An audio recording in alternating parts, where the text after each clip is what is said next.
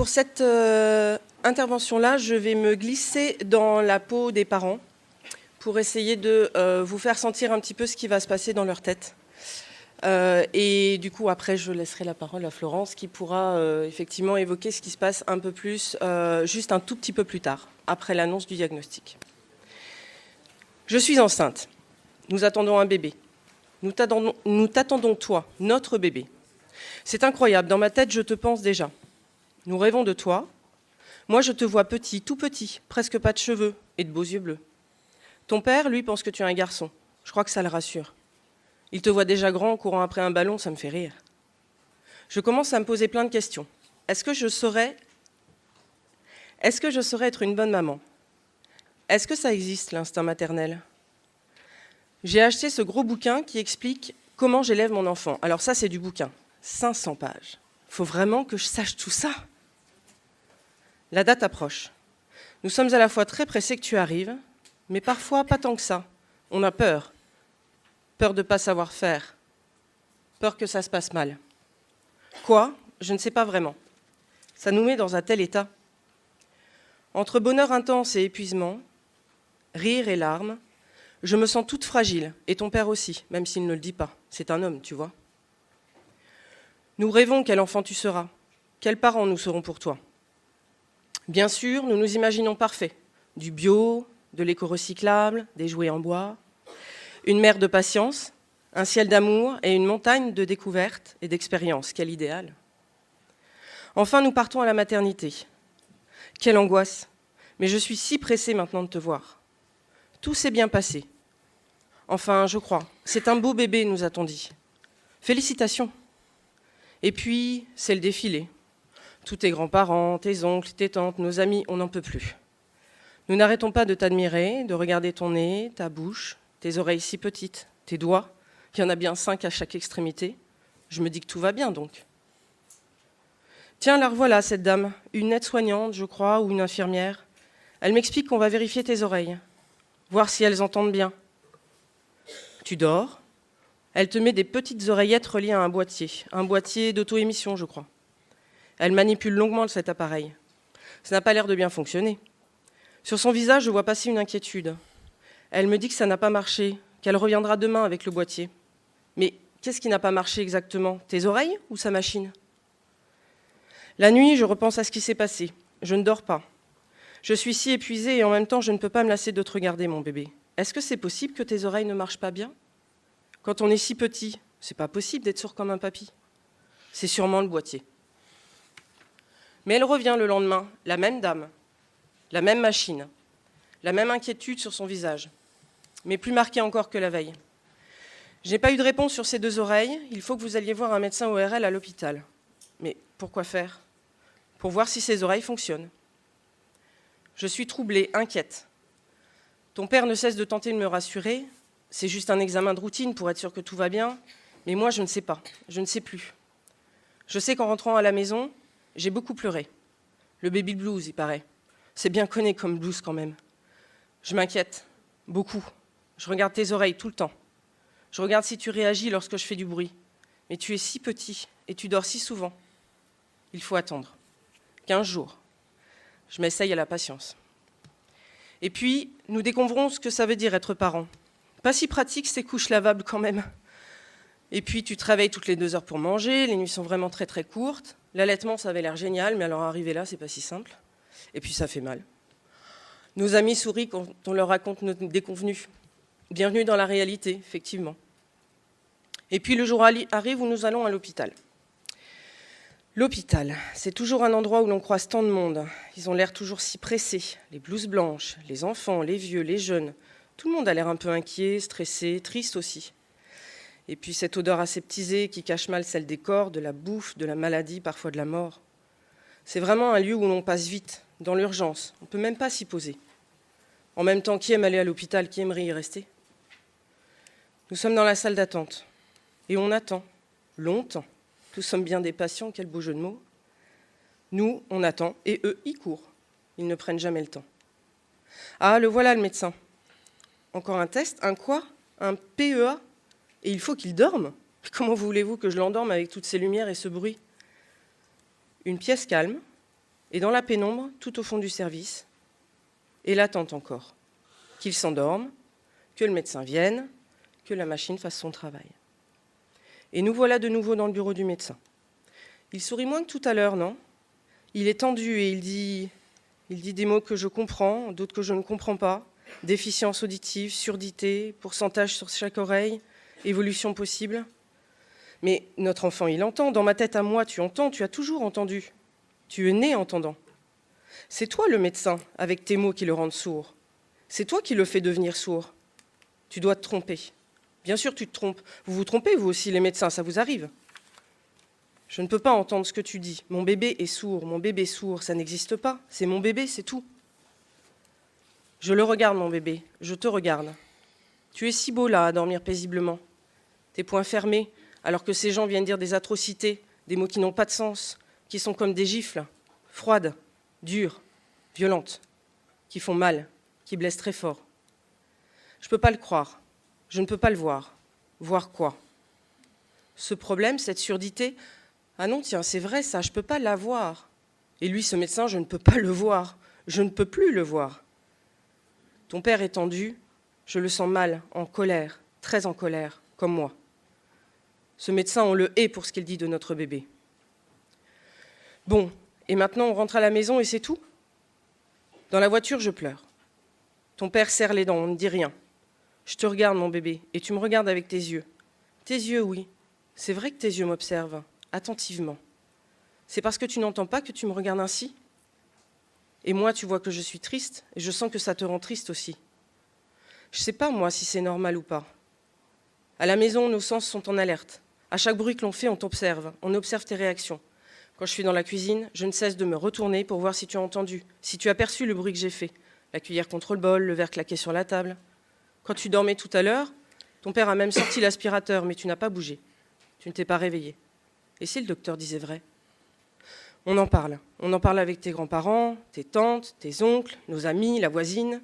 Et les réactions sont tellement différentes. Parfois angoissantes, elles ne nous rassurent pas du tout. Parfois banalisantes, on se demande même si on nous a entendus. Entend-on notre angoisse, nos inquiétudes, nos questionnements? Moi, je n'arrête pas de penser à l'école. Comment tu vas faire à l'école? Est-ce qu'il faudra te mettre dans une école spécialisée? Et ton père, lui, il se demande si tu pourras apprendre à conduire, si tu pourras un jour travailler. Mais comment va-t-on faire? Et pourquoi ça nous arrive à nous, tout ça? Qu'est-ce qu'on a fait pour que tu aies ça? Ou plutôt que tu n'aies pas des oreilles comme nous? On repense à chacune des semaines où j'étais enceinte de toi, aux périodes de stress au travail, aux moments difficiles avec notre famille. Tu étais dans mon ventre, c'est moi qui t'ai porté pendant 9 mois. Alors peut-être que ça vient de moi. Ton père, lui, il repense à son grand-oncle qui n'entendait pas bien. Ça pourrait avoir un lien? On va regarder sur Internet, on y parle de tant de choses. Ça tourne dans nos têtes. Orthophonie, implant, handicap, appareil auditif, langue des signes, école spécialisée, ORL. On ne pense plus qu'à ça. On les regarde, tes oreilles, souvent. Et on se demande bien pourquoi elles ne fonctionnent pas. Alors ça sert à quoi tout ça? Et pendant que je regarde tes oreilles, j'ai l'impression que j'arrive plus à penser à toi. C'est comme si elles prenaient toute la place devant mes yeux. Où es-tu, mon bébé? Nous n'allons pas bien. Dans nos têtes, tes oreilles ont pris toute la place. Et moi, j'ai du mal à te voir. Je me rends compte que je ne chante plus. J'avais pourtant tellement de comptines dans la tête que je chantais à tue-tête. Et ta chanson préférée pour t'endormir? Pourquoi préférée? Par rapport à quoi, puisque tu n'entends pas? Je ne chante plus, ça ne sert plus à rien. Je ne te parle plus beaucoup non plus d'ailleurs. Le docteur a dit qu'on devait continuer à te parler, mais bon. Quand je te regarde, tu me regardes aussi. Dans nos yeux, nous arrivons à nous dire des choses. Moi, je te dis combien ça me fait mal pour toi. Combien je suis triste de tout ça. Et toi, c'est comme si tu lisais tout ça dans mes yeux. Comme si tu percevais ma tristesse et ma colère. Et comme si tu comprenais que tout ça avait un lien avec toi. On doit retourner à l'hôpital. Les visages me semblent inquiets en salle d'attente. Des visages pluriels et pourtant tous singuliers. Eux aussi, ils n'entendent pas bien? Il y a un petit garçon, il est différent. Ses mains bougent, il porte des appareils bleus. On ne voit que ça. Faudra que tu aies les mêmes? J'en veux pas, moi. Ton problème aux oreilles, on ne le voit pas, alors si on te met des appareils, on verra que ça. Je les cacherai sous un bonnet ou avec tes cheveux, mais je veux pas de ce bleu qui me fait mal aux yeux, mal au cœur. Les gens dans la rue, ils verront que ça aussi. Je veux pas qu'on te voie différent. Tu n'es pas différent. Enfin, si, mais pas comme ça. Pas comme un handicapé. Ton père parle de ta maladie, ta pathologie. C'est plus facile que de parler de handicap. Une maladie, ça se soigne, non? Il y a bien une solution. Il dit, on envoie bien des gens sur Mars. On doit bien savoir soigner des oreilles quand même. Aujourd'hui, on revoit ce médecin qui nous redit encore la même chose, les mêmes mots. Il confirme. Il confirme quoi? Le diagnostic. Et puis il nous dit que nous devrions rencontrer la psychologue du service. Une psychologue? Mais pourquoi faire? On ne comprend pas. C'est notre bébé qui a un problème avec ses oreilles, pas nous. Ça veut dire quoi? Qu'on ne réagit pas bien? Que c'est pas normal d'avoir si mal? D'avoir tant de mal à comprendre tout ça? Peut-être que le médecin pense qu'on n'est pas normal, nous non plus.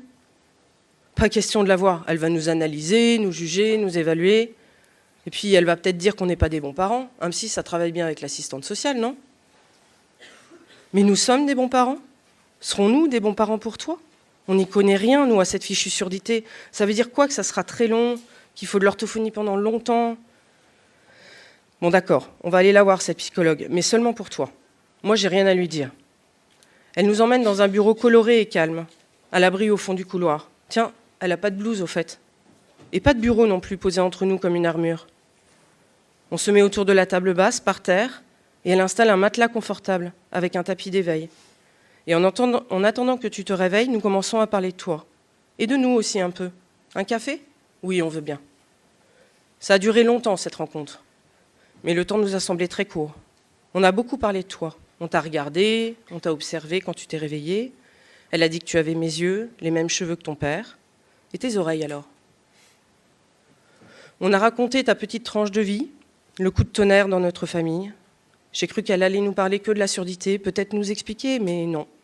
On a parlé ensemble de toi. Et on a parlé avec toi. Elle nous a dit aussi qu'il fallait continuer à te parler, à chanter. Et puis elle a proposé de nous aider, si on avait besoin de faire le lien, faire un travail de lien avec un service au sigle un peu bizarre, un CESAD, je crois, avec plein de professionnels pour te prendre en charge. Il va falloir monter un dossier MDPH. Le H, ça veut dire handicap. Ça nous a fait mal. Bien sûr qu'on a compris que la surdité, c'était un handicap, mais nous ne savions même pas qu'il existait un service administratif juste pour ça. Ça a l'air d'être bien compliqué à remplir ce dossier, et long aussi.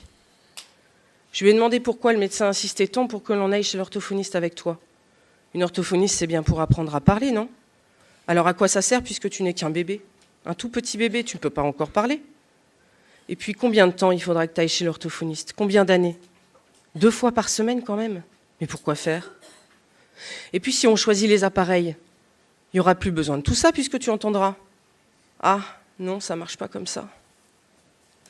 On rentre à la maison, à la fois rassuré par tout ce qui nous est proposé pour toi, pour que tu grandisses bien, et en même temps effrayé par tous ces rendez-vous à prévoir, toutes ces prises en charge, tous ces professionnels. Je travaille, ton père aussi, comment est-ce qu'on va faire pour s'organiser? C'est pas possible. Et puis quelle vie tu auras, toi, si tu passes ton temps à ne voir que des gens pour s'occuper de tes oreilles? Un nouveau rendez-vous avec la psychologue accolé à celui du médecin, pour ne pas trop bousculer notre emploi du temps, a-t-elle dit. Oui, tout ça perturbe nos habitudes. On habite loin de l'hôpital, une journée à prendre, le trajet, le stress, l'attente encore. Et de nouveau, on se revoit. On n'est plus détendu, on sait où on va cette fois-ci.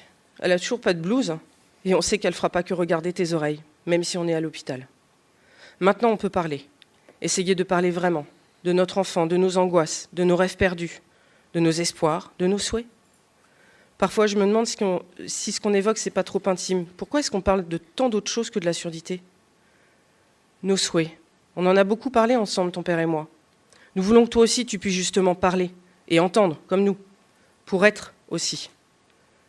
Pour communiquer, nous choisissons l'orthophoniste et les appareils. Mais ce que je remarque, c'est que la psychologue, quand elle te parle, elle bouge ses mains, tout le temps. Fais pas vraiment des gestes comme les sourds, là, enfin, je crois. Ça me met mal à l'aise. Je sais qu'elle nous a déjà parlé de la langue des signes, mais nous, on n'en veut pas. On veut que tu parles, que tu sois normal, comme tout le monde. On ne veut pas que tu t'enfermes avec ce langage des gestes que personne n'utilise. Il n'y a que les sourds qui ont ça. Toi, tu es malentendant, tu n'es pas sourd comme un pot. On verra, on va attendre que tu grandisses.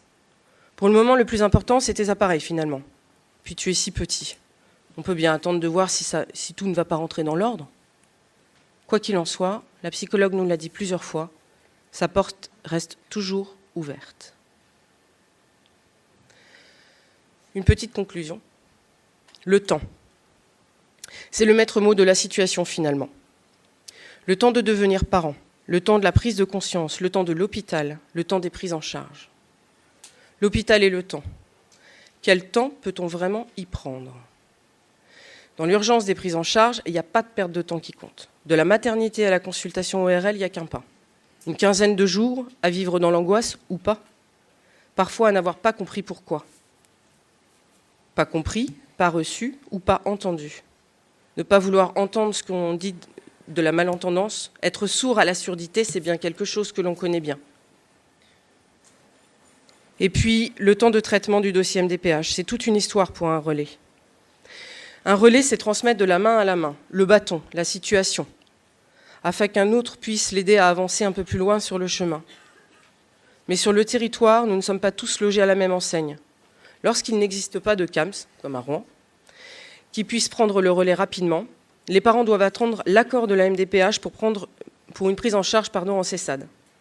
Et ce bâton relais peut parfois rester 5 mois comme suspendu dans l'espace et dans le temps.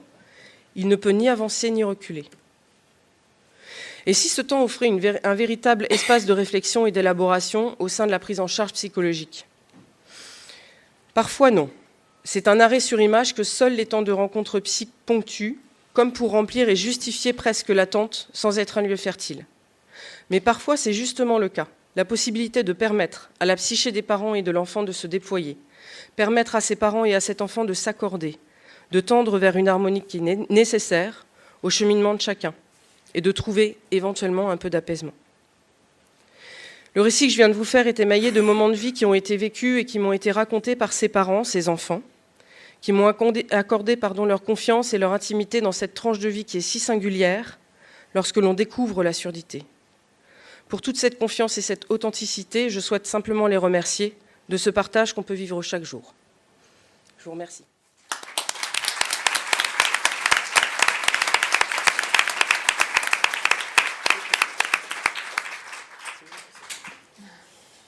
Merci pour cette intervention émouvante. Florence Richard. Voilà. Un parent. Le médecin nous a proposé de nous rendre au CANSP et nous voilà. Notre fille est sourde profonde et nous devons rencontrer des orthophonistes et plein d'autres spécialistes. On nous a dit que l'équipe du CHU et du CANSP sont en lien régulier et que les professionnels nous donnent des rendez-vous assez rapidement pour ne pas perdre de temps. Mais qu'est-ce que cela veut dire ne pas perdre de temps ? Si ça se trouve, elle ne parlera pas si on ne s'occupe pas d'elle assez vite. On s'est renseigné et le CANSP est un centre d'action médico-sociale précoce spécialisé en surdité qui accueille des enfants de 0 à 6 ans. Il fait partie du centre Beethoven. Quand on arrive, on voit des bâtiments assez grands, au fond d'une cour, sous des tilleuls anciens. C'est assez calme et assez sécurisant. Des enfants plus grands gambadent, des adultes leur parlent ou signent avec eux. Des plus petits courent vers les voitures et leurs parents. Un autre dort dans sa poussette. Comment s'est passé ce temps pour la famille et l'enfant, ce temps entre l'annonce du diagnostic de surdité et l'arrivée dans le centre ? Que se passe-t-il pendant ce temps de rencontre avec leur enfant imaginaire, entre le rêve et la réalité ? Un parent. Toujours autant de questions. Pourquoi ? Pourquoi pas ? Alors j'écris. J'ai besoin d'extérioriser. L'écriture peut faire du bien, alors j'écris. Ce n'est peut-être pas toujours bien écrit, mais j'écris. Cette année a été une année riche en émotions. J'ai appris que j'attendais une fille. Quel bonheur. Beaucoup de péripéties aussi. CMV, peur. Et elle est arrivée, notre ange, le 7 mars, pour notre plus grande joie à tous les trois. Avec le CMV, nous avions un risque, et nous l'avons pris. Que ma fille entende ou pas. Au mois de juin, la nouvelle est tombée. Le choc. Le 9 juin, la claque. On a espéré un miracle. On ne voulait pas que tu sois touchée. À partir de ce moment-là, on s'est battu. Enfin, on a surtout suivi les indications des différents professionnels. Ils nous ont aidés. La confrontation avec le handicap, les regards peinés et pleins de compassion ont déjà bouleversé les parents et de nombreuses interrogations ont eu lieu indépendamment des professionnels. La famille élargie, les grands-parents se sont manifestés, Les marraines et parrains sont investis de nouveaux rôles, plus responsables et soucieux. Tout l'environnement familial se charge émotionnellement et se renvoie de part en part les affects, les douleurs et les encouragements pour tenter de soulager le processus de parentalisation en construction. Comment la continuité d'existence chère à Winnicott peut-elle s'aménager dans ces conditions de grande souffrance ? Comment la mère et le père font-ils pour s'approprier ce rôle de parents d'enfants handicapés, sourds et donc différents ? Comment peuvent-ils faire pour restaurer l'identification narcissique primaire qui est fragilisée ? Le parent peut-il juste continuer à vivre avec sa douleur, en se rajustant peu à peu à son enfant, en le rencontrant grâce à un sourire, à une couleur de prothèse, choisie tous ensemble, une parole réconfortante du médecin, un cousin sourd qui s'en est sorti ? Ceci nous échappe. Et quand nous recevons les parents et l'enfant, nous ne savons pas où ils en sont de leur parentalité. Nous ne connaissons pas l'enfant, nous ne savons rien. On peut juste faire l'hypothèse que tout dépend du monde interne de chacun, du père, de la mère, de l'enfant, de leur rapport à leur monde imaginaire et de la capacité de chacun à renoncer à ce qui n'est pas advenu pour découvrir ce qui advient. L'arrivée au CANSP, c'est comme un tournant pour les familles et les professionnels. Un tournant qui se prend tous ensemble et nous sommes tenus de bien l'appréhender. Les parents et l'enfant sont donc reçus une première fois par le médecin ORL, directeur de l'établissement, qui parfois refait une audiométrie, établit une anamnèse et présente le CANSP et les premiers bilans d'observation. Psychologue et orthophoniste, psychomotricienne et éducatrice, proposés aux familles et à l'enfant. Rosella Sandri. Une des fascinations de l'observation du bébé vient du désir que nous possédons tous d'assister au mystère, non pas de la création ou de la naissance, mais plutôt de la transformation et du développement. L'observation nous confronte à ce mystère. Comment passer du visible au non-visible ? Comment passer du visible observable du comportement, du geste, du son, au non-visible de la pensée, du fantasme, du monde psychique interne qui se constitue et se construit chez un bébé ? Ainsi, à l'image d'Esther Bick et de son apport sur l'observation du nourrisson, nous avons pour idéal de découvrir et parfois faire se rencontrer l'enfant et sa famille, et la famille à l'enfant, essayant à partir de ce moment de nous dégager au maximum des tests, des statistiques et des attentes médicales et audiométriques qui vont faire partie de la réalité de la triade. Ces bilans d'observation sont anticipés et préparés à chaque fois avec beaucoup de soin, notamment dans le choix de la pièce où sont reçues les familles, mais aussi dans les jeux sonores ou d'éveil destinés aux tout-petits, et pour proposer le moment du rendez-vous le moins compliqué pour la famille. Parfois, nous sommes 3 ou 4 personnes ou plus, serrées dans le bureau, entre les jouets éparpillés par terre, les crayons de couleur sur la table, pour les plus grands, et la poussette un peu plus loin. La nature du handicap est là, palpable. Les parents sont inquiets, rassemblés autour de leur tout petit, un bébé âgé de 3 mois, 4 mois, et qui dort d'un sommeil bien heureux, ou qui réclame un biberon à grands cris. L'important, c'est qu'il ait sa place, car le bébé a une place, c'est sûr. Il est là bien présent, se manifestant comme il peut, endormi ou éveillé, agité ou passif. On parle de lui, on parle sur lui, on l'observe, on l'analyse, mais est-ce qu'on l'écoute ? Car il parle, ce bébé. Alors on s'adresse directement à lui, on le regarde, et souvent on lui prête une parole, on la fait rebondir à celle de son parent. Comment va-t-il ? A-t-il bien dormi ? Il vous regarde dès que vous bougez, il essaye de faire pareil ? Il préfère être allongé, assis, porté. Ses petits yeux sont bien vifs, il vous observe. Ces premières rencontres ne sont pas forcément le lieu ni le moment où le parent partage intensément ce qu'il ressent et comment il va. Mais il parle de son enfant. Il a tant de choses à raconter, tant de questions à poser. Sa parole est langage, et ce langage accompagne le début de la prise en charge. Nous observons, nous commentons parfois, mais nous restons vigilantes à recevoir et non pas trop donner de réassurance, de réponses toutes faites ou de conseils bienveillants, pas toujours bien reçus à ce moment de leur histoire. Notre idéal en tant que professionnel est de tenter de trouver la zone commune citée par Maurice Berger qui va permettre de se revoir et se rencontrer avec l'enfant et ses parents.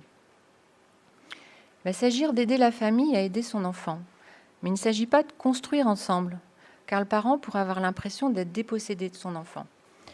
mais bien de montrer aux parents que l'on est dépendant de sa relation avec son enfant et que cet enfant est enfant avant d'être enfant sourd. Ces bilans d'observation ont vocation à essayer de redonner aux parents la maîtrise de sa vie psychique et le faire regarder la vie psychique de son bébé. Nous allons ainsi être attentifs aux ajustements psycho-affectifs observés entre l'enfant et ses parents. À travers ce que les parents et l'enfant racontent de cette nouvelle expérience familiale, nous allons observer la mise en place des premiers liens, être attentifs aux psychés des personnes avec qui on est en relation, les regards échangés, les caresses reçues, les sourires et les mains qui s'agitent, les crispations de visage, les gazouillis de bébé, les larmes, les mots mis sur les espoirs ou sur les dénis. Nous sommes attentifs aux affects qui effleurent, puis qui sont vite aspirés par une question, une demande. Nous recevons la charge émotionnelle de ce qui ne se dit pas et nous en sommes les gardiens. Un parent. Vous vous rappelez le premier bilan ? Je ne sais pas si vous vous en souvenez, mais moi je m'en souviens, avec ce qui s'était passé à la première séance. Il y avait eu quelque chose à cette séance, et l'orthophoniste, Madame M, l'a gardé après pour son suivi. Aurélie lui avait parlé. C'était bizarre, mais elle avait beaucoup parlé à Madame M, et Madame M avait dit « Je garde Aurélie pour le suivi, car il s'est passé quelque chose ». Les bilans d'observation sont mis en place depuis plusieurs années au CANSP, et on pourrait presque dire sont maintenant assez rodés. Pourtant, cela ne se passe pas forcément à l'aune de notre propre désir, et parfois, les ficelles nous échappent. Et le moment de cette observation peut être vécu comme un échec, une non-rencontre. Et il vient faire effraction chez nous aussi les professionnels. Nos esprits s'emballent, les discussions de couloir, les réunions urgentes se bousculent pour nous aider à trouver une issue, réparer à notre tour ce qui semble irréparable. Madame O arrive en retard, en courant, mouillée par la pluie. Capucine n'a pas fait une bonne nuit. Du coup, elles ne se sont pas réveillées ce matin. Capucine est dans sa poussette, elle ne dort pas. La maman s'installe et la prend dans ses bras. Assez rapidement, pendant que nous initions un échange, Capucine bouge, s'agite, régurgite à plusieurs reprises et manifeste de l'insatisfaction dans le portage. La maman se met debout, tente différentes positions pour donner du confort à sa fille. Elle nous raconte qu'elle est très inquiète et en attente des résultats du CMV. Inquiète de la déficience, car pour elle, la surdité, ce n'est pas un handicap, mais la déficience, si. Ses yeux brillent. Maman et bébé ne se regardent pas beaucoup. Capucine esquisse quelques mouvements des mains quand nous faisons une comptine, mais réagit assez peu, nous montre un visage triste et peu expressif. La maman a déjà appris beaucoup de mots en LSF, et elle nous parle des appareils, de l'implant futur. Elle nous parle du séjour à la maternité qui a été compliqué car sa petite pleurait tout le temps. Sans doute le premier moment où elle peut raconter le début de l'histoire de Capucine. Ce premier bilan nous laisse à garde, triste et interrogative, nous interroger sur les liens observés et les attitudes de l'une et de l'autre, et ce que nous avons à notre tour ressenti du duo mère-enfant. Que manifeste Capucine en régurgitant de cette manière ? Que nous montre cette maman en arrivant en courant ? Que se passe-t-il dans ce portage mère-enfant, cette handling qui semble exister seulement maîtrisée par l'enfant ? Mais l'essentiel pour nous est là, être attentive à la zone commune partagée pendant ce temps en suspens entre la famille et les professionnels. Reconnaître et recevoir la souffrance manifestée ici, analyser les mouvements psychiques observés, tels que la dépression probable ici, et les métaboliser dans le temps et à travers les soins proposés avec tous les personnels du CANSP. Ici va se poser la question de la temporalité. On parle de combien de temps pour avancer dans le diagnostic, dans l'annonce du diagnostic ? De semaines ? De mois ? D'années ? On parle du temps où l'enfant et son parent arrivent dans la surdité, engagés dans tous ces rendez-vous médicaux, subis, qui font peur et qui altèrent la capacité si fragile d'être parent. Ou du temps où les parents, comme le dit Eduardo, reprennent leur narcissisme infantile et le déposent chez leur enfant. C'est le temps où le parent apporte un gâteau pour l'anniversaire de son enfant et participe à une petite chanson avec signe de LSF et sourire associé et se réapproprie son enfant. Parfois, la petite musique ne prend pas, ou plutôt elle est plus longue à s'écrire. Les personnes sont vindicatives. Les enfants ne viennent pas en séance, ne portent pas les appareils. Il y a les perdus de vue et ceux dont on a perdu les dossiers. Il y a ceux qui viennent tout le temps, même avec la grippe ou la gastro. Ceux qui se plaignent car les vacances sont trop longues. Mais ne faut-il pas considérer qu'en se donnant du temps, Il y a comme une co-construction de liens où les émotions se stabilisent peu à peu, où les mots et les mots des ressentis sont exprimés et les expériences traumatiques absorbées par le vécu du quotidien. Un parent. La psychologue nous a proposé de participer à un groupe avec d'autres parents et les bébés. Cela s'appelle groupe accueil enfants-parents. Je ne sais pas trop. J'ai un peu peur et en même temps, ça me ferait peut-être du bien. Mon mari ne veut pas venir, mais il a dit qu'il verrait pour la prochaine fois. Un autre parent. On est reçu dans une grande salle qui sert aussi pour accueillir les plus grands. Il y a des jeux pour les enfants. Il y a toujours un café et on a l'impression que c'est différent d'avec le médecin ou des séances d'orthophonie. C'est comme un moment de pause. Pendant 1 heure, on discute avec les autres parents, assez librement, et les petits jouent par terre. C'est assez nouveau comme sensation. On a l'impression qu'on peut se lâcher un peu. Il y en a qui pleurent ou qui disent rien. Il y a des choses qui prennent du sens et puis ça rassure de voir et d'entendre les autres parents. Ils sont comme nous. Il s'agit de proposer un temps plus informel dans leur agenda bien chargé, où le parent et l'enfant seraient comme dans une bulle protectrice, un espace protégé où le discours est moins figé. Ce groupe permet d'évoquer, s'ils le souhaitent, leur expérience de parents, entravés et malmenés par la découverte de la surdité. Rencontrer d'autres parents d'enfants sourds tout en étant près de son enfant, en le touchant, en le regardant, en supportant le regard de l'autre parent sur son enfant. N'est-ce pas là une première étape d'une restauration narcissique imaginaire des parents soutenue par le soignant ? Cette semaine, le groupe est nombreux, 5 parents et 5 enfants. Et il y a cette maman qui vient d'avoir 2 jumeaux sourds. Elle peut confier, tout en surveillant ces 2 petits ébulons qui s'agitent dans tous les sens, qu'après l'annonce de la surdité, je ne pouvais plus parler à mes jumeaux. Et c'est en arrivant au centre, après plusieurs rencontres avec les uns et les autres, que j'ai retrouvé la parole. Les enfants font du bruit. Les mamans s'observent un peu. Un papa tient sa toute petite fille sur ses genoux et il pose beaucoup de questions. Une maman lui dit qu'elle regrette de n'avoir pas pu profiter mieux de son petit garçon qui allait bien, mais elle-même était trop obnubilée par ce qui allait arriver, tous les rendez-vous et toutes les inquiétudes qu'ils avaient avec son mari. Une autre maman renchérit autour du CMV et les parents de Capucine parlent de leur petite fille. Le papa serre sa petite fille sur ses genoux et les regards se cherchent ou s'évitent, mais les mots et les alliances sont utiles. Puis la dynamique du groupe repart dans le mouvement des enfants qui se rapprochent et s'éloignent alternativement des parents. Les mamans présentes donnent des conseils, comparent, mesurent les handicaps et les mots font leur chemin. La maman de Capucine semble reprendre un peu d'espoir et sourit, se rassure un peu. Les enfants sont là, joyeux, rieurs, et présentent aux parents leurs mains pleines de peinture. Dans le groupe, il s'agit d'être attentif aux sentiments et émotions partagés, aux liens qui se construisent et à l'installation progressive des relations intersubjectives qui ne nous appartiennent pas. J'apprendrai quelques jours plus tard que la maman de Capucine ne s'est pas sentie bien pendant ce temps d'échange, et le lien se fait avec le bilan d'observation réalisé quelques semaines plus tôt.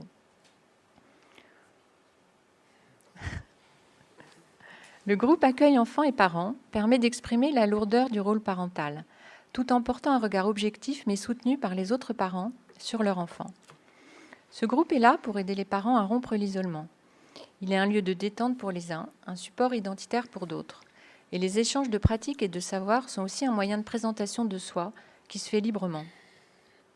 Les personnes apprennent à se connaître, les enfants s'observent, se reconnaissent aussi, se disputent, se prêtent les jouets ou les appareils.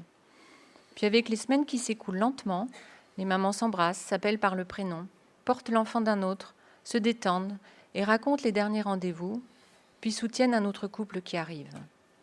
Cette dynamique de groupe est particulière et unique, car les autres parents présents s'intéressent vraiment aux autres enfants et portent un regard à la fois bienveillant et interrogateur sur ce handicap qui les concerne tous.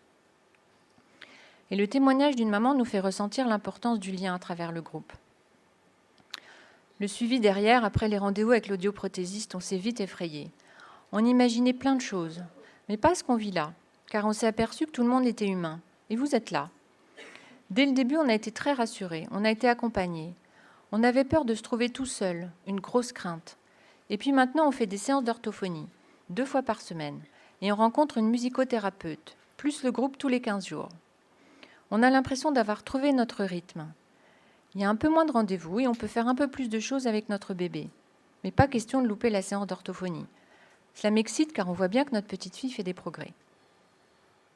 Peut-on imaginer que la rythmicité qui va s'installer peu à peu dans les prises en charge va autoriser la famille à trouver une cadence familiale qui leur ressemble, une sécurité interne un peu plus solide, étayée sur une orthophoniste rassurante, une psychomotricienne bienveillante et des groupes d'accueil dynamiques. Que ces semaines qui se déclinent saison après saison apportent réconfort, stabilité, et que les esprits agités qui se sont rencontrés sont en capacité de se parler et d'entrer dans la langue du partage.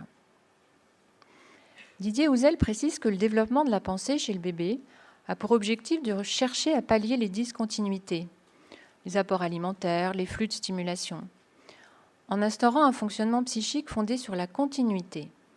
Cette transformation du discontinu en continu repose tout d'abord sur les compétences propres du bébé, ensuite sur l'importance de l'interaction entre le psychisme du bébé et celui de l'adulte.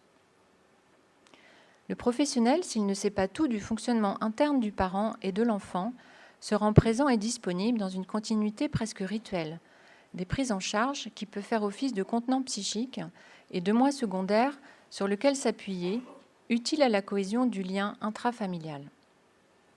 Un parent. On est bien suivi maintenant. C'est rassurant dès le début d'avoir toute l'équipe. Ceux du centre, ça compte. On est content, je viens avec plaisir. Avant, j'appréhendais, mais on a appris à se connaître. Vous êtes là quand on en a besoin.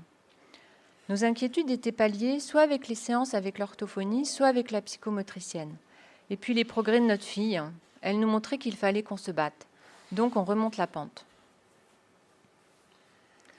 Impossible de parler et d'écrire sur cette réflexion autour de la psyché de l'enfant et de sa famille sans évoquer le fonctionnement du CANSP, dans sa globalité, mais aussi dans ses individualités. Les bilans et les prises en charge, les groupes accueil et groupes éducatifs pour les plus grands sont le quotidien des familles et du personnel du CANSP. Le CANSP Beethoven est constitué d'une équipe de 15 personnes qui se côtoient presque tous les jours. Elle voit le départ en retraite de certaines, les congés maternité, les arrêts maladie, et elle accueille les plus jeunes qui rafraîchissent les bases et les certitudes. Mais il arrive aussi qu'une séparation soit plus violente, comme le décès d'une collègue, Madame M, ce qui nous fait éprouver à notre tour des sentiments très forts, sentiments parfois partagés avec les familles, auparavant au contact du professionnel. Dans ce moment plus particulier de la vie au travail, la dynamique de groupe institutionnel, support de la dynamique familiale, ne fait plus office d'étayage et de support du moi parental et du moi de l'enfant. Car de notre côté à nous, les professionnels, il n'y a plus de parole, plus de langage, et la communication avec les familles se fait difficilement. Et puis à notre tour, nous évoluons avec le temps qui passe, nous nous reposons sur la cohésion groupale et nous nous appuyons sur nos ressources internes, toutes ces modalités conscientes et inconscientes qui sont nos étayages pour continuer à avancer. Au sein du centre Beethoven, c'est toujours une petite musique qui se joue, mais différemment à chaque fois. C'est comme une symphonie longue et douloureuse, mais aussi joyeuse, que les uns et les autres traversent au gré de leurs possibilités et de l'évolution de chacun des partenaires. Pour avancer tous ensemble, il s'agit peut-être de se pencher du mieux possible vers le tout petit enfant et son parent, et de l'aider à se relever au fil de son éveil et de ses possibilités à lui. Merci.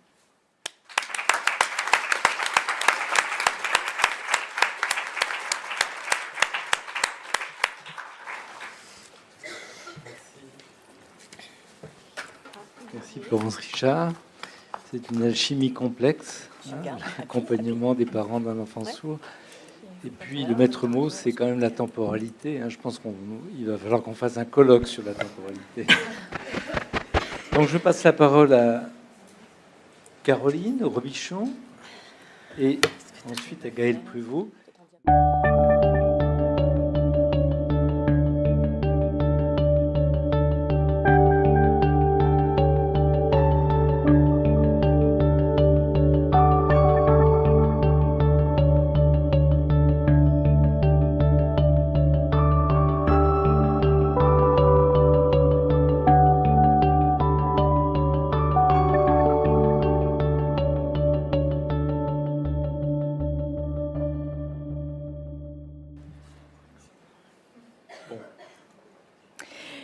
Bonjour à tous. Déjà, on souhaitait vous remercier de nous avoir invités, Jean-Michel et l'ensemble des organisateurs, à parler de ce parcours un petit peu particulier qui va s'installer entre le diagnostic de surdité et une éventuelle implantation cochléaire. Et finalement, quelle est la place pour le développement de l'enfant? Développement finalement psychoaffectif, mais aussi un peu global.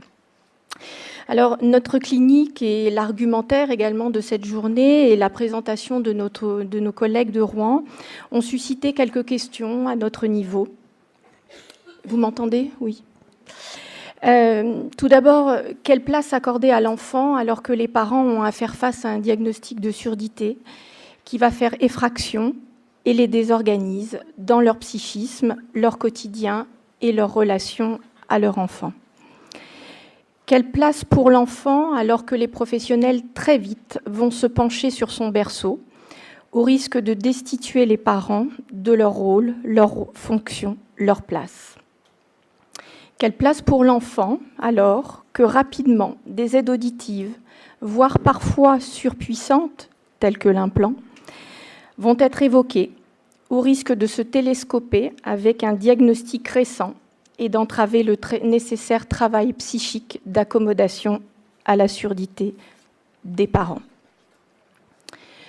Comment aider à ce que cet appareillage, en particulier l'implant cochléaire, concilie l'opportunité de faire profiter à l'enfant d'une avancée médicale et technologique reconnue, concilie également la satisfaction et le soulagement du parent d'avoir fait tout ce qu'il pouvait pour lui, et les besoins et intérêts spécifiques, c'est-à-dire en lien avec sa surdité, et globaux, en lien avec son développement affectif et cognitif de l'enfant. C'est à partir de ces questions que nous tenterons de répondre à deux voix, du parcours de ces familles, du diagnostic à l'implantation et au-delà, puisque le développement psychoaffectif de l'enfant ne peut être pris en considération sans l'accompagnement des parents. Et c'est bien le titre même de cette journée qui est « Un bébé sourd seul n'existe pas ». Alors, trop près peut-être, un petit peu trop près.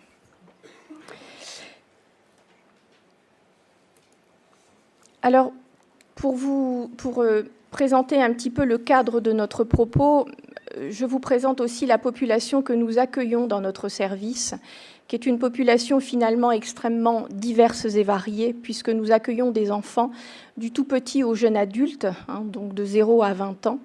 Et bien évidemment, au-delà de l'accueil de l'enfant, nous accueillons aussi les parents, la famille et la famille élargie. Nous accueillons tout type de pathologie ORL, cervico-faciale, qu'elles soient isolées, syndromiques, fonctionnelles, esthétiques. Et puis, nous accueillons aussi les enfants qui peuvent présenter tout type de surdité, que ce soit des surdités qui soient congénitales, évolutives, légères à profondes, unilatérales, bilatérales. Et ces patients-là, nous les recevons dans un cadre de consultation, mais également dans un cadre d'hospitalisation pour ceux pour lesquels une chirurgie sera éventuellement nécessaire ou envisagée. Les familles que nous accueillons ont des origines géographiques, socio-professionnelles et culturelles extrêmement diverses. Et bien évidemment, cela va aussi déterminer la prise en charge que l'on va pouvoir leur proposer. Nous allons, puisqu'on parle du bébé sourd, donc on exclut dans la présentation de ce jour les enfants grands. On parlera, et ce sera le sujet de notre propos, des enfants avec une surdité profonde, bilatérale, découverte avant un jeune âge, et pour lesquels une indication d'implant cochléaire pourra être une indication. Notre équipe est une équipe pluridisciplinaire, composée à la fois de médecins, de chirurgiens, d'infirmières, d'aides-soignantes, d'assistantes sociales, éducatrices, psychologues, orthophonistes, régleurs. une équipe qui va finalement accueillir cette famille du diagnostic de surdité avec déjà une prise en charge pluridisciplinaire d'emblée jusqu'à un éventuel projet d'implant et ensuite au-delà de l'implantation. Parfois, ces familles vont nous arriver alors que le diagnostic de surdité aura été posé par une autre équipe. Et ces familles-là vont être accueillies au moment de ce que l'on nomme, ou plutôt de ce qui est mal nommé, le bilan pré-implant cochléaire. Je dis le mal nommé parce que le bilan pré-implant cochléaire n'entraîne pas forcément une implantation cochléaire. Tout ça pour vous exposer que notre souci va être de veiller à une continuité en fait dans la prise en charge, veiller aussi à prendre en charge l'enfant dans sa globalité, veiller à prendre en charge l'enfant et son entourage, et de ce fait essayer au mieux d'avoir un rôle à la fois d'accompagnant et de contenant, en particulier devant les faits des organisateurs du diagnostic. Alors le psychologue dans notre service en fait va intervenir à tous les stades de la prise en charge. J'ai envie de dire à titre systématique, notamment et particulièrement dans le cas des surdités, des diagnostics de surdité, mais aussi fonction des besoins, des demandes et des périodes sensibles. Et cela peut être sur le temps présent d'une annonce, par exemple, mais aussi sur du court, du moyen et du long terme. Notre rôle va être d'essayer d'établir un lien intra- et inter-équipe et d'avoir finalement un petit peu cette fonction de fil d'Ariane qui va permettre de suivre ces enfants au décours de leur prise en charge, qui va être à long terme le plus souvent, et d'être à la fois aussi une interface entre les différents professionnels. Lorsque l'on accueille ces familles, et nos collègues de Rouen l'ont tout à fait bien présenté, on va accueillir aussi les différents mouvements psychiques autour de l'annonce du diagnostic de surdité. Et évidemment, les parents, à cette occasion, évoqueront leur parcours, leurs doutes, le traumatisme du diagnostic, leurs sentiments, l'abattement, la culpabilité, la honte et bien d'autres sentiments. La perte entre guillemets, de cet enfant idéalisé, attendu, extrêmement désiré, mais aussi toutes les images et les fantasmes autour de la surdité. Et ils évoqueront aussi tous les bouleversements que ça va impliquer pour eux, sur un plan de la dynamique familiale, mais aussi sur le plan de la communication avec leur enfant qu'ils vont devoir inventer ou réinventer. Et puis, bien sûr, les parents évoquent le malmenage, la perte de leurs repères sur le plan éducatif. Finalement, tous ces repères éducatifs qu'ils avaient, eh bien, il va falloir aussi peut-être les réinventer. En bref, les parents nous exposent en fait tous les mouvements psychiques qui les animent et qui vont aller vers cette accommodation à la réalité de la surdité. Alors notre accompagnement visera bien évidemment, et ça nos collègues aussi l'ont très bien présenté, cet accompagnement autour de la relation et de l'accordage parent-enfant, de cette communication qui va être en construction ou déjà existante mais à réinventer, et qui va devoir en même temps prendre en compte les besoins spécifiques de cet enfant. On va tenter, au travers de cet accompagnement aussi, de mettre en place en parallèle une prise en charge qui va être dite spécialisée, et là où vont intervenir un certain nombre de professionnels et qui vont tenter aussi de répondre aux besoins spécifiques et globaux de cet enfant, tenir compte de la dynamique familiale et de la disponibilité psychique parentale, parce qu'il ne suffit pas de dire qu'il faut appareiller un enfant, de lui dire qu'il faut de l'orthophonie, encore faut-il que les parents puissent avoir la possibilité d'entendre cela et de pouvoir aussi l'intégrer. Et puis, on va accompagner ces familles à partir de là, autour aussi de l'éventuelle indication d'un plan cochléaire, alors que le diagnostic est parfois extrêmement proche. Le risque est bien évidemment qu'il y ait à ce moment-là un télescopage entre le diagnostic et l'implant, mais aussi, on se rend compte aussi parfois que l'implant peut aider et contribuer au travail d'accommodation.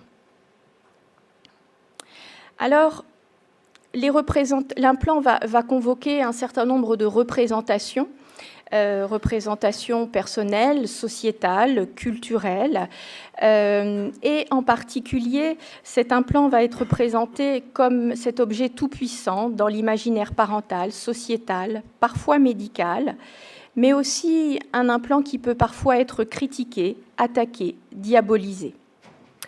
Cet implant est souvent évoqué au décours d'un parcours parental qui est ponctué de traumatismes, parfois à répétition, le diagnostic de surdité, mais pour peu aussi que l'enfant ait d'autres pathologies médicales, d'autres, éventuellement une surdité qui s'intégrerait dans un syndrome.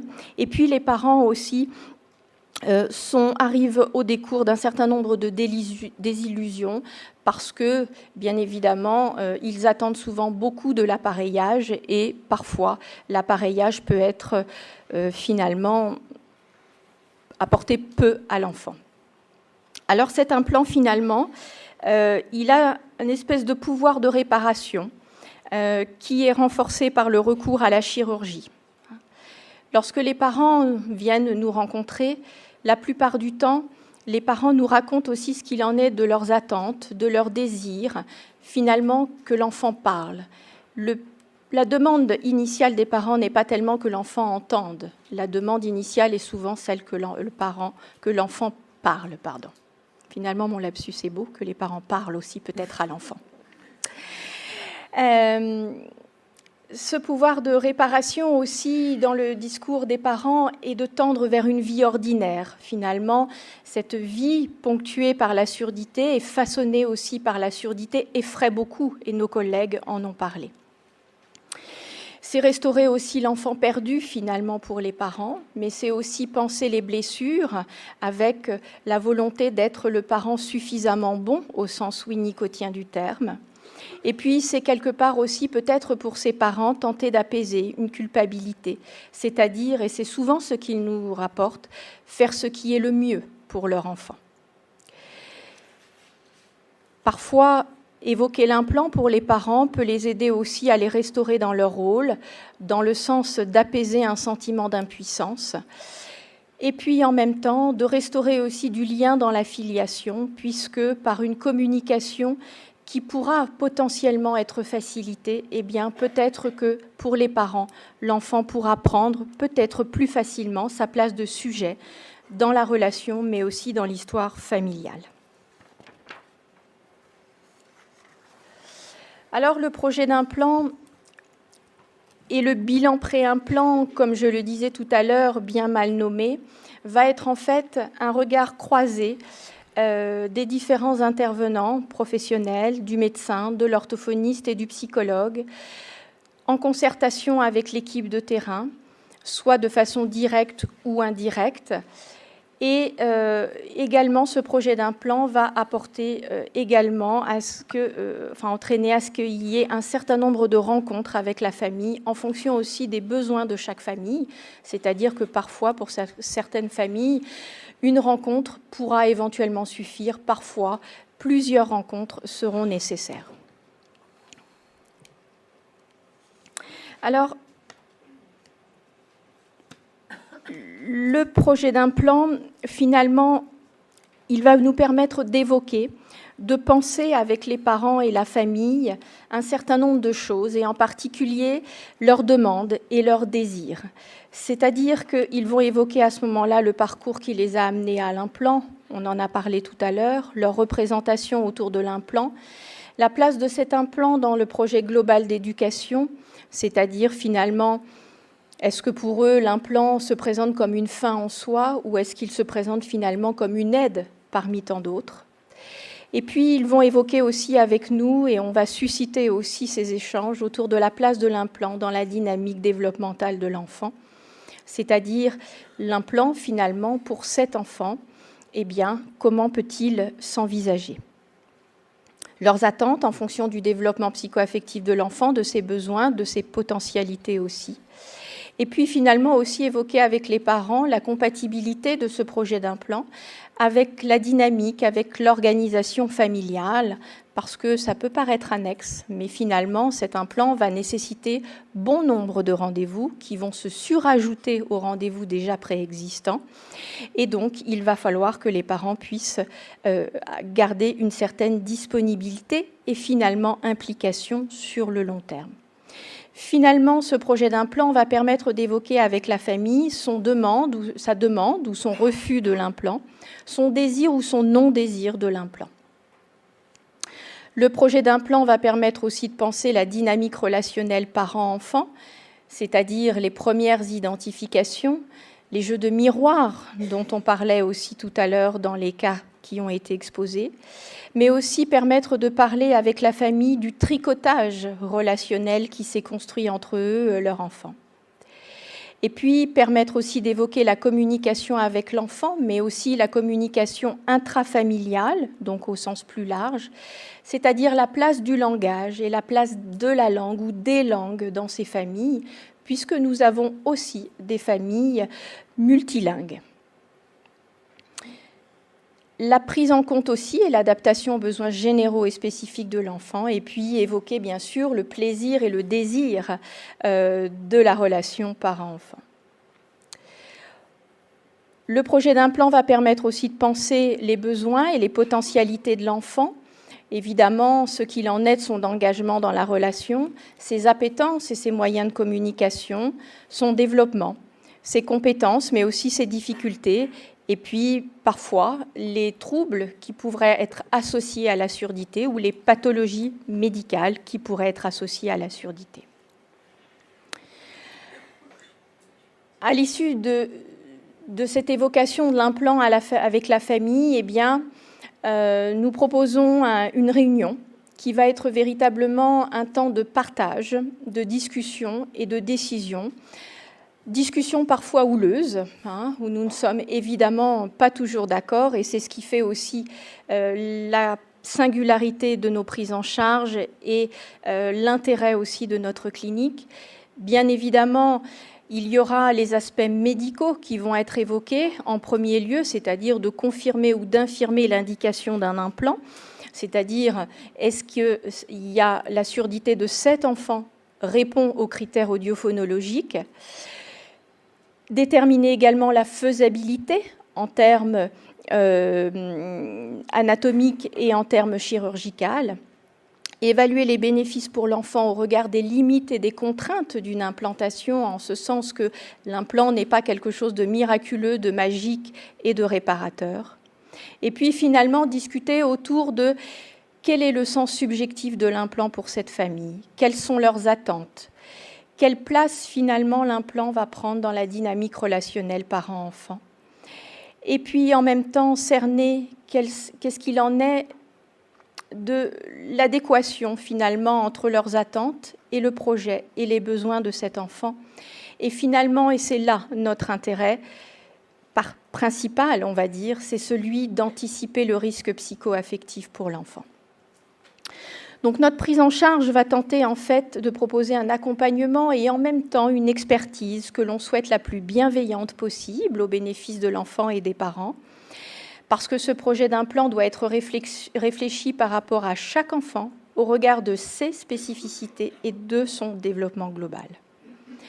Le projet d'implant permet finalement aux professionnels et à la famille de réfléchir, penser et élaborer ce projet au vu de cet enfant, de ses besoins, afin d'éviter le passage à l'acte parental et médical réparateur qui pourrait freiner, empêcher ce travail d'accommodation parentale à la surdité. On parlait du temps tout à l'heure. Vraiment, ce qui est important aussi dans ces échanges, c'est de pouvoir réfléchir à comment concilier les temps psychiques des différents protagonistes.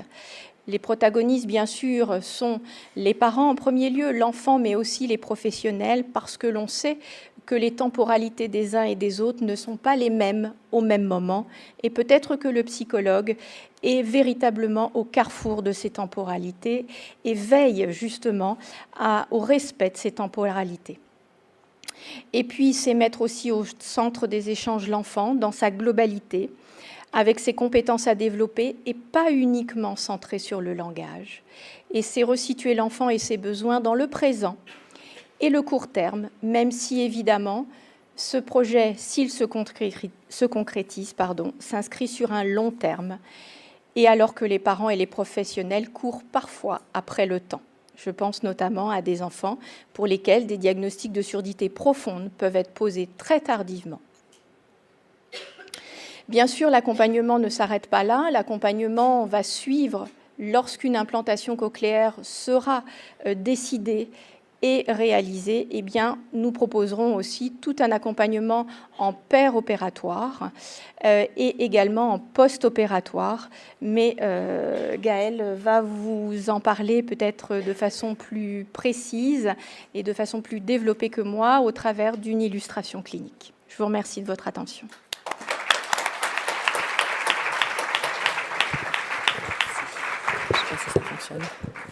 Je ne sais pas si Caroline, ça fonctionne. De nous avoir montré que le projet d'implant n'était pas une fin en soi, mais pouvait avoir dans la pluridisciplinarité un rôle organisateur, finalement. Je donne la parole à Gaëlle Pruvot. Merci Jean-Michel. Est-ce que vous m'entendez bien? Oui, ça va. Alors, Caroline a pu évoquer avec vous le cadre de notre intervention auprès des enfants et de leurs familles. Je vais maintenant illustrer un peu ses propos à travers l'histoire de Léa et de sa famille, ainsi que d'autres enfants que nous avons pu rencontrer dans le cadre de notre travail. Ce que je vais évoquer avec vous va sans nul doute faire résonner en vous le travail et l'accompagnement des familles que vous pouvez, pour certains, recevoir. Alors, je vous présente donc Léa, qui a actuellement donc 2 ans et demi. Sa famille et elle habitent aux Antilles. Il n'y a pas forcément de relais familiaux à côté de chez elle. Les parents travaillent tous les deux et elle a un frère Thibaut, de 3 ans plus âgé qu'elle. Le diagnostic de surdité a été posé lorsqu'elle avait 8 mois. L'étiologie de la surdité est à ce jour encore inconnue. L'appareillage prothétique conventionnel a été proposé, la mise en place d'une prise en charge orthophonique a suivi, les parents se positionnent sur un projet exclusivement oral et l'implantation cochléaire bilatérale a été proposée à l'âge de 15 mois. Pour cette famille, ce qui a été spécifique, c'est que le dispositif psychologique que j'ai pu proposer en tout cas, a été un peu plus important que ce qui est fait habituellement et ce qui est proposé habituellement pour les familles. Et ce qui est dû, je pense, au fait que ces parents et cette famille n'a pas pu trouver proche du domicile un dispositif ou un dispositif d'accueil psychologique. Voilà. Donc c'est vrai que quand les familles peuvent être reçues par un psychologue en libéral ou par une psychologue du centre de l'établissement dans lequel est l'enfant, on va dire que cet accompagnement psychologique à l'hôpital est un petit peu moins important.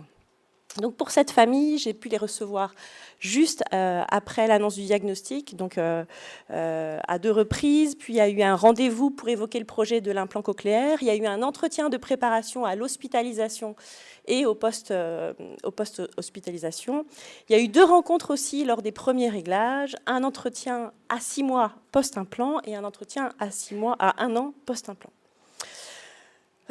Donc pour Léa et sa famille, nous avons j'ai pu les recevoir donc juste après l'annonce du diagnostic, et on a pu avec les parents évoquer, reformuler le diagnostic de surdité qui avait été évoqué juste avant par les médecins. Et on se rend compte que les rendez-vous médicaux, les rendez-vous chez l'audioprothésiste et les premiers rendez-vous chez l'orthophoniste peuvent jouer cette fonction de contenance que vous avez déjà, mes collègues ont déjà pas mal évoqué, à travers l'écoute et la disponibilité de chacun des professionnels. La famille de Léa a vécu une période de turbulence massive après ce diagnostic. La mère s'est trouvée, elle, débordée psychiquement. L'annonce du diagnostic a réactivé une dépression qu'elle avait vécue à l'adolescence. Lors des entretiens, elle évoque sa détresse et son sentiment de culpabilité de savoir sa fille sourde. Elle décrit la sensation d'être en chute libre, de ne plus savoir à quoi se raccrocher. Elle ne peut s'occuper de sa fille sans pleurer à chaudes larmes. Et les différents rendez-vous à l'hôpital, ainsi que la prise en charge orthophonique, est, d'après ses propres mots, le filet qui lui a permis de tenir debout. Le père, lui, de son côté, est plus distant. Il montre un aménagement défensif différent, il est beaucoup plus impliqué dans son travail, beaucoup moins présent à la maison. Il est particulièrement investi, par contre, lors des rendez-vous médicaux. Pour lui, de son côté, il se trouve complètement démuni dans sa relation avec sa fille. Il explique ne plus savoir comment communiquer avec elle. Il parle avec nostalgie d'une relation tendre et chaleureuse qu'il pouvait avoir avec sa fille et ne se sent est très très très déconcerté par cet après. À cette période, le couple parental vit des moments très houleux qu'il a fallu aussi contenir. Et le frère de Léa, Thibaut, manifeste après ce diagnostic une inhibition relationnelle assez importante. Léa, de son côté, elle présente depuis l'annonce du diagnostic des difficultés lors des séparations chez la nourrice ou lors de l'endormissement. Ainsi, le cadre des entretiens qu'on propose va vraiment essayer de favoriser la mise en sens pour les parents, pour l'enfant et sa fratrie de ce que ce diagnostic induit, ou voilà, de ce que ce diagnostic signifie. Les entretiens donc à l'hôpital, dans les structures spécialisées ou aussi en libéral, donc proposent un espace de parole pour remettre du sens sur l'annonce d'une surdité difficilement représentable pour les parents, notamment surtout quand l'enfant est plus jeune, une mise en mots permettant une intégration progressive du diagnostic dans le psychisme des parents et dans leur histoire respective. Thibaut a été rencontré, lui, plus tard, lors de la préparation à l'hospitalisation de l'implant cochléaire. C'est à cette occasion que la surdité de sa sœur a été évoquée et on a aussi évoqué les incidences de cette surdité sur son quotidien. Donc ces entretiens sont l'occasion de s'interroger sur le vécu de Léa. Elle assiste à la modification de l'humeur de ses parents, de leur disponibilité. Comment va-t-elle le vivre? Comment va-t-elle vivre le regard triste que ses parents vont porter sur elle dorénavant? Comment va-t-elle vivre la relation de ses parents bouleversée par l'annonce? Comment va-t-elle vivre la communication interrompue avec chacun d'entre eux? Est-ce que cela va avoir une incidence sur son mode d'attachement, sur la construction de son narcissisme, sur son identité, sur son sentiment de sécurité, de continuité d'exister? Aussi, pour Léa, il va s'agir de lui parler lors de ces entretiens, de sa surdité, de la surprise et de l'inquiétude ressentie par ses parents. Et du haut de ses 8 mois, Léa, assise sur les genoux de son père, s'est trouvée particulièrement attentive au message peut-être, au contenu, je ne sais pas, mais surtout à l'intention qui l'accompagne, me fixant longuement, regardant à tour de rôle ses parents. Son père me disant juste après que ce n'était pas forcément la peine que je lui parle, elle ne m'entendait pas. Et puis s'ensuit alors toute une discussion sur les besoins de communication de sa fille, que justement, en m'adressant à Léa, je l'inscris dans cette place de sujet, d'interlocuteur possible, et que la communication et les besoins d'une communication plurimodale peuvent être alors évoqués. La nécessité de continuer à s'adresser à elle, à l'oral, et également avec tous les moyens visuels possibles. Par exemple, montrer le biberon dans le four à micro-ondes juste avant de pouvoir lui donner, lui permettre aussi de voir le bain qui coule avant de l'y plonger, les photos, les images, compilées souvent dans des cahiers de vie pour évoquer les objets ou les personnes qui sont non présentes. Ça peut être les mimes, les expressions de visage et également, bien sûr, la langue des signes française. Pour les parents de Léa, il leur a été très difficile de comprendre cela et ils évoquent le projet d'oralisation exclusif pour leur fils. Pour d'autres familles, par contre, l'apprentissage dans un premier temps de quelques signes de la langue des signes et puis de tous les autres modes visuels possibles va leur permettre de rétablir une communication et une relation gratifiante avec leur enfant. Et alors, justement, je vous parle de cette maman qui m'a fait part de la grande joie qu'elle avait à voir la relation avec sa fille vraiment très apaisée depuis qu'elle s'était rendue compte de certaines maladresses et de certains décalages qu'elle avait dans sa relation avec sa fille. Notamment, par exemple, elle m'explique que sa fille est en train de jouer, donc sa fille de 18 mois est en train de jouer par terre de manière très concentrée. Elle la prenait de dos par derrière et elle l'emmenait au bain sans forcément préavis ou sans forcément lui expliquer la situation et s'étonnait à cette période que sa fille puisse se manifester, manifester très ouvertement sa colère et son opposition de pas forcément comprendre aussi ce qui se passait. Et cette maman explique que tous les actes de la vie quotidienne étaient comme ça, étaient vraiment ponctués de grands moments de colère et d'opposition. Et avec l'orthophoniste qui suit sa fille, après de longs échanges, elle a pu se rendre compte des ajustements qu'elle devait mettre en place pour pouvoir avoir une communication plus fluide et une relation justement où elle se sentait compétente. Donc l'adaptation de cette mère que cette mère a mis en place a grandement facilité la vie quotidienne de cette maman qui se sent maintenant un tout petit peu qui se sent maintenant compétente pour comprendre sa fille et pour l'accompagner dans les actes du quotidien. Ainsi, il est question de la communication, du langage, qui met en relation, qui permet à l'enfant la mise en sens de son environnement, et pour en avoir une certaine maîtrise, qui permet aussi à l'enfant de pouvoir exprimer ses désirs, ses besoins, qui favorise l'individuation, la séparation mère-enfant, l'autonomie de l'enfant, sa sociabilisation, et également qui permet d'édicter des règles et un cadre sécurisé.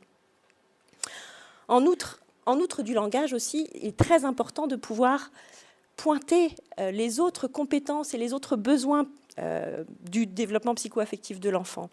C'est important de pouvoir mettre en avant toutes les autres compétences de cet enfant, que Léa n'est pas une petite fille, n'est pas que sourde, mais être une petite fille aussi avec d'autres capacités, qui commence à se mettre debout, qui commence aussi à devenir plus ou moins autonome pour certaines choses.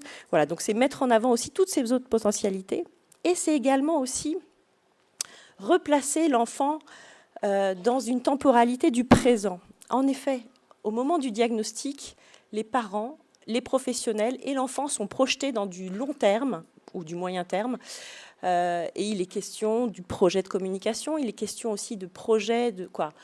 Les parents s'interrogent sur une scolarisation possible, sur des études secondaires possibles, comme tu l'avais dit, sur un permis de conduire possible. Et c'est une Léa, souvent qui a quelques années de plus, qui prend toute la place lors de ces rendez-vous. Aussi, ce qui est très important, c'est de replacer lors de ces rendez-vous cette Léa de 8 mois ou quelques mois de plus avec ses difficultés de sommeil et ses compétences. Alors voilà, donc c'est là où on voit que Léa, qui se présente comme une petite fille tonique, vive, expressive, qui montre des compétences évidentes à être dans la relation, les différents aspects de son quotidien, de son environnement sont évoqués. Le sommeil, l'alimentation, la nourrice, la famille plus ou moins élargie, l'évaluation du Brunellising qu'on peut être quelquefois amené à faire, met en évidence des capacités de posture, de coordination de l'œil et de la main et de sociabilité en lien avec celles présentées par les enfants de son âge. Donc aussi, il s'agit de mettre en lumière les capacités, les besoins et également aussi les difficultés de l'enfant permettant un ajustement relationnel de l'entourage. Alors, lorsque le projet d'un implant cochléaire s'envisage, les parents de Léa ont pu me dire toute l'importance qu'il y a pu avoir lors de ces différentes rencontres à se mettre à réfléchir et à décider pour leur fille. Ce qui n'a pas été une mince affaire, mais de se sentir impliqué dans ce processus de prise de décision. Il y a certains parents qui peuvent avoir du mal à se poser la question. Alors, attendez. Oui, voilà. Il faut savoir qu'il est toujours difficile pour les parents d'apprendre que les contours d'oreille n'apportent pas un gain auditif suffisant et qu'une indication d'implant cochléaire est proposée. C'est toujours extrêmement compliqué. Et dans le panel des parents qu'on reçoit, il y a certains parents qui luttent contre la réalité de la surdité, de son degré, notamment un parent que j'ai vu hier, ça me faisait penser à ça. Et ils peuvent garder l'espoir, notamment ce papa, qu'il puisse y avoir une récupération auditive spontanée. Et ainsi, son adhésion au projet de l'implantation cochléaire qui devait se faire 2 semaines plus tard est très, très ambivalente. Pour d'autres, la surdité est un paramètre qui est pris en compte et le projet d'implant est une démarche obligée pouvant en réduire les effets. Donc, on sollicite les parents justement pour qu'ils puissent prendre part à cette décision en les informant. Donc il y a énormément de rendez-vous où beaucoup d'informations leur sont données pour qu'ils puissent avoir un consentement le plus libre et le plus éclairé qui soit. Voilà, donc l'entretien psychologique permet de proposer un espace pour penser la question de faire l'implantation ou de ne pas la faire. Cette opération, elle n'est ni banale, ni imposée. Donc les parents de Léa, comme on a pu l'évoquer aussi dans les autres interventions, ont ressenti également le fait de lorsqu'ils ont pris cette décision de l'implant, ils ont eu l'impression d'avoir fait tout ce qui leur était possible pour leur fille à leur niveau. Et ils ont pu évoquer le sentiment de soulagement et d'apaisement un petit peu de la culpabilité importante qu'ils pouvaient vivre. Aussi, on propose un accompagnement à l'enfant, à sa famille, autour de l'implant, du projet d'implant, dans la même perspective que les mots qui sont posés lors de l'annonce du diagnostic. Nous évoquons avec Léa et sa famille les différents examens médicaux qui vont suivre, qui peuvent être vécus difficilement par certains, comme par exemple l'IRM, l'examen vestibulaire, les différentes phases de l'hospitalisation. On s'y prend avec des jeux, avec des poupées, des bandages, des masques. Une visite aussi du service d'hospitalisation peut être proposée à ce moment-là. Cette mise en sens, cette anticipation, cette maîtrise sur l'environnement pour l'enfant et sa famille, on se rend compte qu'on on voit vraiment les effets. Les soignants, d'ailleurs, nous font le retour d'hospitalisation qui se déroule la plupart du temps dans un climat favorable, avec des parents et des enfants qu'ils trouvent particulièrement tranquilles et sereins. Puis, lors des réglages, Léa ne pouvant encore identifier et exprimer ce qu'elle ressent, il nous faudra, les professionnels ainsi que les parents, être attentifs à tous les changements de Léa concernant, par exemple, son changement de comportement, son changement d'humeur, son rythme de sommeil, ses habitudes alimentaires, les changements dans ses modes de relation à l'autre. Tout ça, ce seront des indices qui nous permettront d'évaluer et d'adapter aussi notre prise en charge, et les réglages et les changements de programme. Au cours de l'accompagnement des enfants et de leurs familles dans cette démarche d'implant, nous avons pointé 3 aspects montrant les intrications qui pouvaient exister entre le projet d'implant et le développement psycho-affectif de l'enfant. L'implant, d'abord le premier, l'implant comme projet pouvant réintroduire une dynamique dans la relation et la communication parent-enfant. Caroline a pu vous en parler. Pour la mère de Léa, par exemple, elle a pu évoquer ce projet d'implant cochléaire comme l'ayant ranimée. Elle explique s'être retrouvée muette pendant 3 mois après l'annonce du diagnostic et par la suite, imaginant Léa comme pouvant bientôt entendre et parler, elle reprend la parole et s'adresse à sa fille alors que celle-ci n'est pas encore opérée. Cette communication où le désir, le plaisir réémerge, ne se fait pas, certes, sans quelques difficultés persistantes d'ajustement et quelques décalages ou malentendus. Mais Léa profite d'une relation rétablie avec sa mère et de tous les aspects affectifs et infraverbaux de ces échanges. Elle est remise à une place de sujet. Le père, lui, décrit retrouver un lien de qualité avec sa fille 1 an après l'opération, lui de son côté. Comme les parents de Léa, d'autres peuvent avoir des difficultés à s'adapter aux besoins de communication de leur enfant. L'implant leur permet d'envisager la perspective d'une parole orale chez leur enfant. Et cela est d'autant plus notable pour des parents ne pouvant envisager une communication plurimodale et pour certains parents peu ou pas francophones. Le second point que je voudrais évoquer avec vous, c'est que l'implant et le développement du langage oral peuvent devenir des objets de préoccupation importants de la part des parents et des professionnels au détriment d'autres aspects du développement psycho-affectif de l'enfant. Tout d'abord, la question du temps. Vous en avez beaucoup parlé aussi, mes collègues aussi. Le temps passé pour l'implant, pour la prise en charge orthophonique, pour les différents examens médicaux. Tout cela aux dépens de journées sans sieste ou à horaires de repas décalés, aux dépens aussi de temps de jeu libre pour l'enfant, aux dépens d'un fonctionnement familial différent, aux dépens de temps consacré à la fratrie, aux dépens également d'un travail d'un des parents, certaines fois mis entre parenthèses. Cette préoccupation concernant l'implant peut mettre cet appareil aussi au cœur d'enjeux relationnels importants. Lors du dernier entretien, 1 an après l'opération, le papa de Léa explique s'interroger sur les comportements assez particuliers de sa fille. Il identifie qu'au retour à la maison, à son retour à la maison le soir, sa petite fille, systématiquement, donc âgée de 2 ans et demi, avant de le serrer dans les bras, lui tend ses 2 implants et ramène la mallette d'entretien des appareils. Et puis, il se rend compte aussi que sa petite fille, pour attirer l'attention lorsqu'il est occupé à autre chose, fait tomber une de ses antennes et vient le voir. Il prend conscience, lors de cet échange, de la place que l'implant prenait dans ses relations avec sa fille, et il dit même qu'il se rend compte que ses relations se sont réduites à l'implant, d'après ses propres mots. On peut imaginer maintenant que Léa profite d'une relation plus riche dorénavant avec lui. La préoccupation autour de l'implant aussi peut être en lien avec son coût, sa fragilité, qui en font un appareil précieux dont il faut préserver l'intégrité.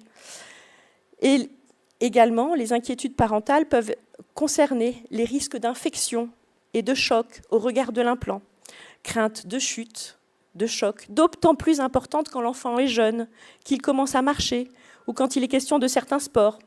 Je vous laisse imaginer dans quel climat s'est retrouvée Léa lorsqu'elle a commencé ses débuts d'autonomie motrice.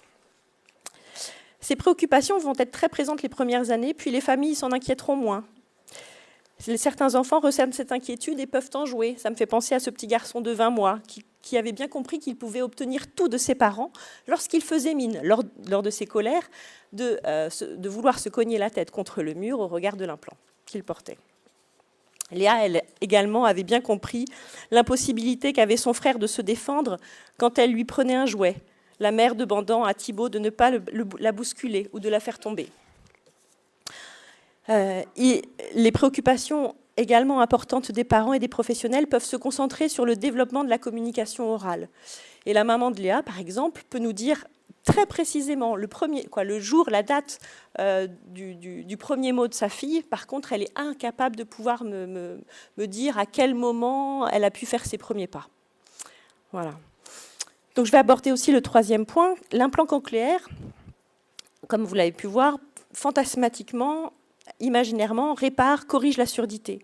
Et le projet d'implant peut induire un décalage du travail d'élaboration de la surdité par la famille et l'enfant, et certaines fois aussi par les professionnels. 1 an après son opération d'implant cochléaire, Léa, elle va mettre ses parents au travail, sans le savoir. Lors du dernier entretien, les parents décrivaient leurs difficultés devant les oppositions et les crises importantes de Léa. Celle-ci rendant la communication impossible en jetant à travers la pièce systématiquement ses implants. Elle semble inviter ses parents à un ajustement de la communication et à une prise en considération de sa surdité, notamment quand elle ne porte pas ses implants. Dans ce sens, la mère me décrit dernièrement la colère que lui a inspiré les discours des amis, des personnes croisées dans la rue, qui lui exprimaient avec une grande empathie et bienveillance que maintenant que Léa portait ses implants, tout était réglé. La mère m'explique que sa fille était bel et bien sourde, qu'elle ne les porte pas, quand elle ne les porte pas, lors du bain, à la plage, et le soir, avant de dormir. La question de la communication gestuelle par l'apprentissage de la LSF est maintenant envisagée par les parents de Léa. Pour certains autres enfants et leurs parents, le travail de prise de conscience de la surdité peut se faire tardivement, certaines fois à l'adolescence, et peut-être certaines fois jamais. Je me rappelle de ce père expliquant que grâce à l'implant, son fils de 6 ans était un enfant comme les autres, normal quoi. Et ça me fait penser également à ce que peuvent nous décrire des adolescents sourds, moyens ou sévères, qui profitent bien de leur prothèse auditive conventionnelle et qui ressentent de la part de leur entourage le manque de considération de leurs différences. L'implant symboliquement répare. Et il peut y avoir un risque d'un manque de reconnaissance de l'enfant dans sa réalité, par les parents et par l'enfant. Et entraîner une difficulté pour l'enfant aussi qu'il intègre sa surdité. On peut assister à l'escamotage d'une partie de l'identité de l'enfant par les parents et par lui-même par la suite. C'est particulièrement probant chez les familles, chez des familles qui sont extrêmement déstabilisées lorsqu'il y a un problème concernant l'implant et que l'enfant se trouve sans implant pendant 1 ou 2 jours. On remarque une dépendance massive de l'appareil pour les parents, comme pour l'enfant. Pour clore mon propos, j'espère avoir pu témoigner avec vous le plaisir que nous avons de travailler avec ces familles à l'hôpital.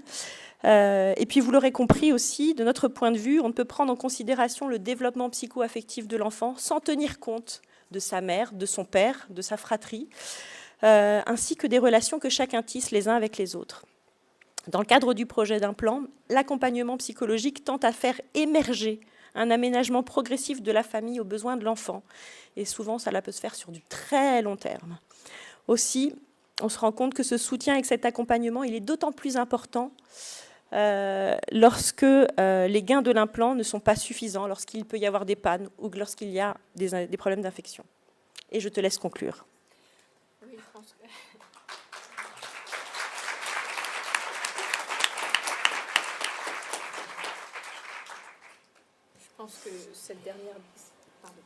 Je pense que cette dernière diapo résume en fait tout simplement ce que l'on a essayé de vous transmettre.